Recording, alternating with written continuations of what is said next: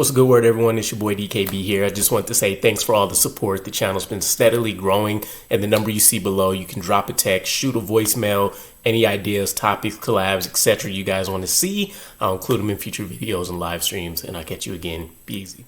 What's a good word, Jets fans? It's your boy DKB here, and we're talking about a ton of roster moves going on lately. Obviously, the mock drafts are starting to roll around.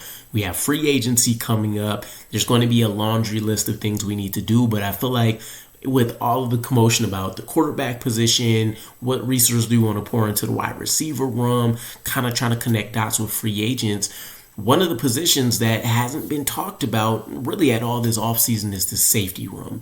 We could be looking at a complete reset, right? We already talked about this. I believe the only person that even has a contract standing would be UDFAs that we picked up last year, like Jarius Monroe, for example. So there are a lot of opportunities to get better on the back seven. And this is a scheme, this is a staff that does put more emphasis on safety, whereas Robert Saleh was just looking for the traits and the physical capabilities, and he was willing to train up the mental component of it, which didn't really work out all that great, but there were still some standout moments.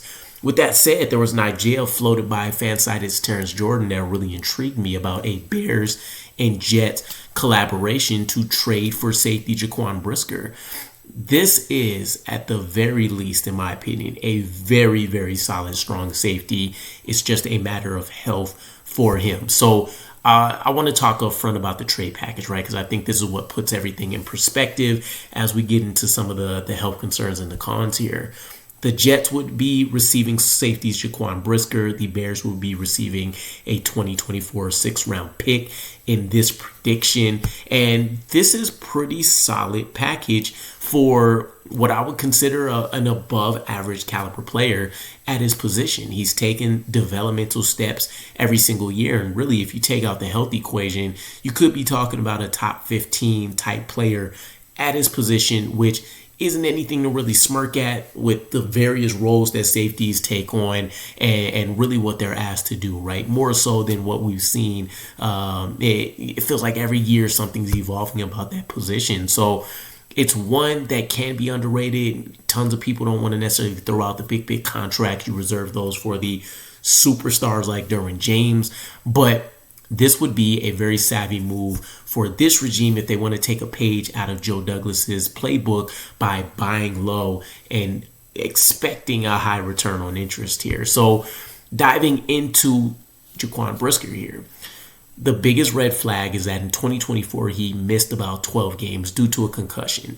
That is going to be one of the more rare timelines that you see for a recovery or a non-recovery, I suppose, in this case, for a player. And anything involving concussions, the head injury, etc., is going to be huge on the NFL's radar, right? I know they just put out their statistics about the concussion rate dropping by a pretty significant margin this last year, but Jaquan wasn't one that was able to take advantage of that this year. In fact, the bigger piece to this is the fact that he's already had a history of concussions, 3 in his first 3 years in the league. So culminating with the fact that he's missed 3/4 of a season this year,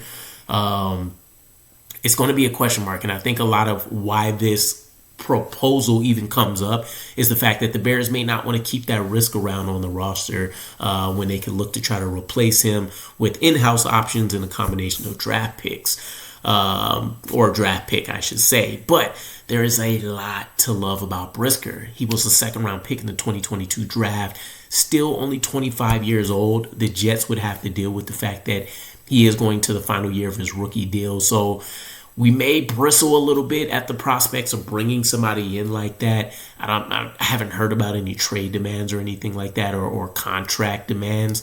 But coming off the Hassan Reddick situation, there could be, some light stepping that you need to do when it comes to researching and really looking into players that are going into these kind of situations. But he earned a huge role as a starter in just his rookie year, finished with a 67 PFF grade, and this put him among the era of guys like Tafunga, I believe the 49ers safety, among some other pretty notable names, and he's been able to pretty much stay at a really consistent level. Again, strong I won't say strong, developmental steps in a positive direction. But realistically, he's been a consistent player, and that's one of the hardest things I would argue to find at any position. So that in and of itself is a plus. He did finish his sophomore year as one of the top 10 Bears defensive players from a PFF grade perspective as well, with a 65.4 grade. And he does bring some versatility. He's been able to play out of the slot, does a lot of his damage around the line of scrimmage as a strong safety. But they played him a significant amount at deep safety as well, where I want to say the numbers in either 2024 or 2023 was something around like 200 to 300 snaps. So you're not talking about just a couple plays here to rotate or sub out for a guy. He has a legit possibility to go out there and be able to work the deep side of the field as well.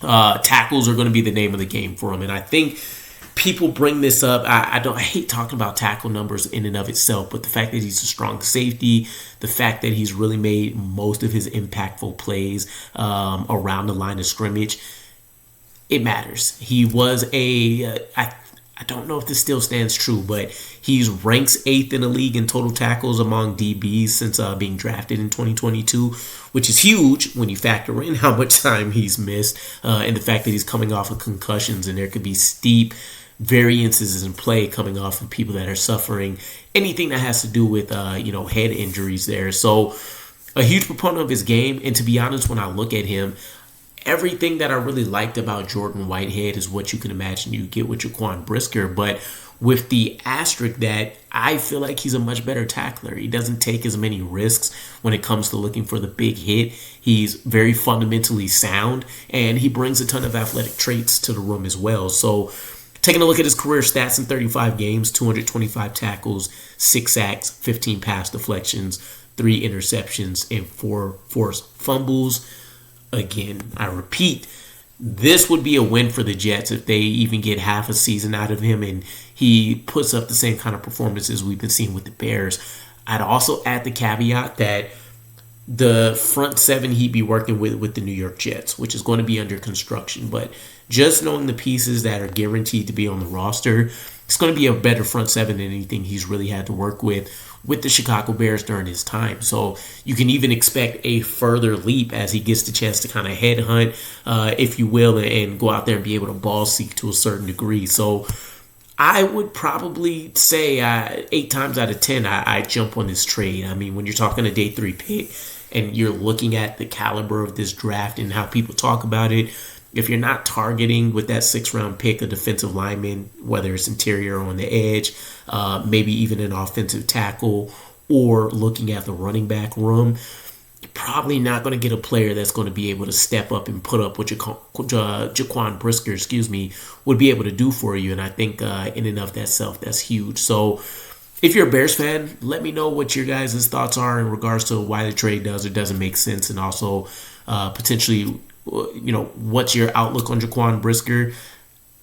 I feel like a lot of people still want to keep him around. It's just the injury is definitely a scare. From a Jets fan's perspective, what do you guys think about this being, let's say this is the first move we find out about when it comes to adding somebody in the safety room? I think this is a solid barometer in terms of looking at the floor. This isn't saying he's necessarily a starter, but if history indicates anything for him, he'll probably make a strong push to contend for that. So, let me know what you guys think. I'll catch you guys again. Peace.